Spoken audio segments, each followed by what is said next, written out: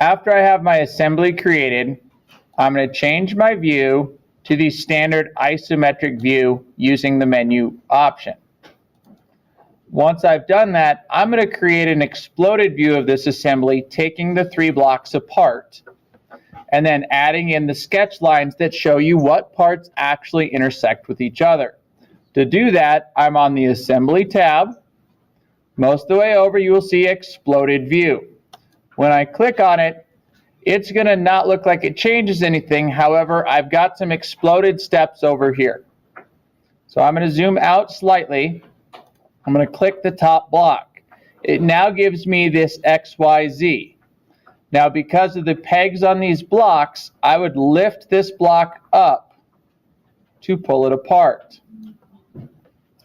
In addition to that, I can click on another block, pull it slightly forward, click on the third block, and push it slightly backwards to get my exploded view. I'm going to hit Accept. Once that's done, I have this exploded view. In this menu up top, I have Configuration Manager. When I go here, I can see the various exploded views that I have. Obviously, I've tried this a couple times, so I've got exploded view 3 right here. If I right-click on it, I can collapse it and basically put the pieces back together.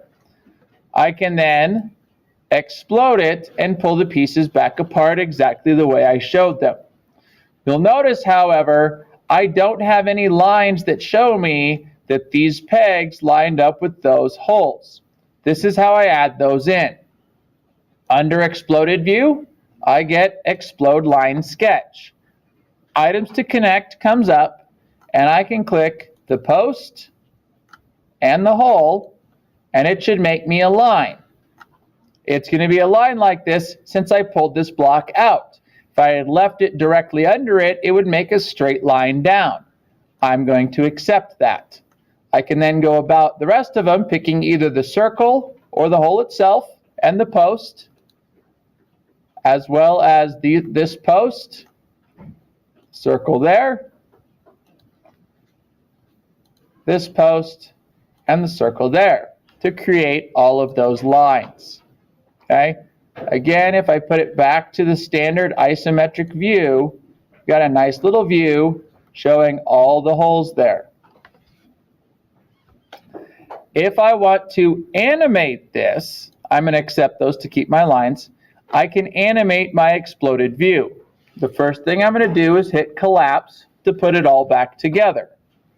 Then I'm going to right-click on the exploded view, and I'm going to click Animate Explode. It actually pulls them apart and animates the steps that I used. If you look at my controller up here, I can also have it loop when I hit play and have it continue to loop and jump back together and do it again. I can also have it go normal, where it will go one time. I can also have it go back and forth, meaning when I hit play, that time, since I had already played it, it was at the end and it just reversed itself. This will bounce back and forth. Those are all well and good. Let's go back to starting it from the beginning. However, sometimes I may want a video of this. If I actually click Save Animation, I'm able to save this out as an AVI file, which is something that could be uploaded online or sent to somebody else that doesn't have SOLIDWORKS, and they'd be able to watch it like a standard video. I'm going to go ahead and put it back to my regular one by closing the animation part, and I get my lines back and everything. I'm going to save this. One of my next steps will be to put this on a drawing so I can print it out.